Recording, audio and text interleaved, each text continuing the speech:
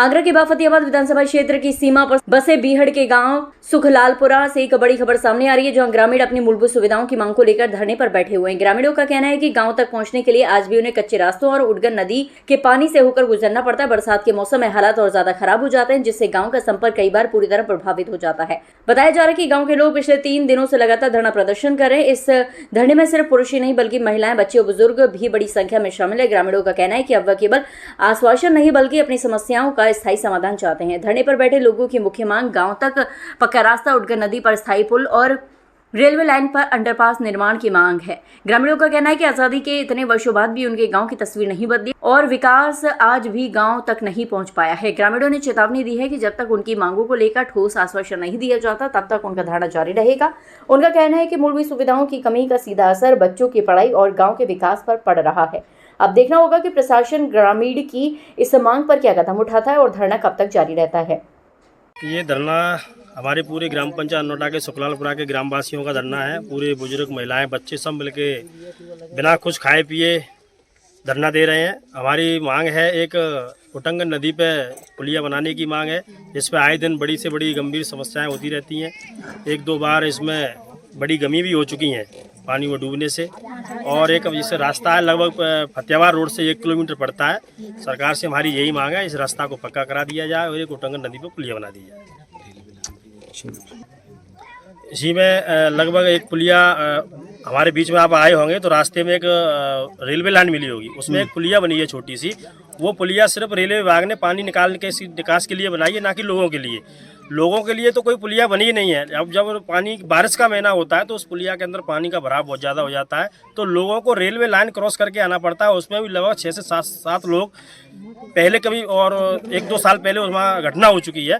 तो मेरा शासन से अनुरोध है, रेलवे हमारी ये समस्या है कि जब तक हमारी मांग पूरी नहीं हो जाएंगी तो हम धरने से उठेंगे नहीं, चाहे कितनी ही दिन हो जाए। मांग क्या है? मांग हमारी एक हमारी पुलिया बन जाए, एक रेलवे की बन जाए और पक्की रास्ता बन जाए। पुलिया क्या, ये नदी जो बगल में है, नदी का पुल चाह रहे हैं आप? हाँ, नदी वाली पुलिया चाह रहे हैं हम। अच्छा, हमारे बच्चा अनपढ़ रह जा रहे हैं। जाऊ जमाने में तुम बताओ, बच्चा सवेरे में पढ़े लिख रहे हैं और हमारे बच्चे बड़े हो गए, पढ़े लिखे नहीं जा पाते हैं। अभी परेशानी सबसे ज्यादा जी है।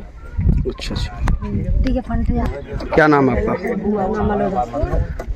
आप धरने पर बैठी हैं, काम काज छोड़ के धरने पर बैठी हैं। जिस तरीके से धरना चल रहा है तो क्या आपको चिंता नहीं है कि आपके घर पे कामकाज होना चाहिए? आप धरने पर क्या करेंगे? काम करता तो मेरा आदमी नहीं है, ठोन नहीं ले पा रहे, तो बच्चे नहीं पढ़ पा रहे, तो वह काम से आ रहा है।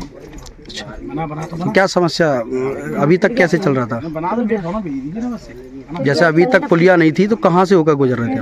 दौड़ने का जाते नहीं आदमी का, किसी का आदमी रहते तो कर देते, जिसका आदमी नहीं होते तो जनता नोटानु पैदल जाते, तब वहाँ से आते हैं बड़े बड़े जंगल में। तो अभी आश्वासन कुछ मिला है? ना मिला। तो क्या धरना जारी रहेगा आपका?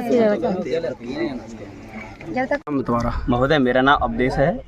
क्या समस्या है? समस्या यह है, बड़ी नितांत विडम्बना का विषय है कि वर्ष 1947 के पश्चात अर्थात देश की आज़ादी के पश्चात भी ये पूरा भारत स्वतंत्र हो गया।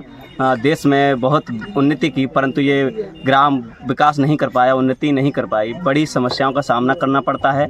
नदी का जल भराव, जब जल स्तर बढ़ जाता है तो व्यक्तियों को जो है कि आपातकालीन सेवाएं, स्वास्थ्य सेवाएं भी नहीं मिल पाती।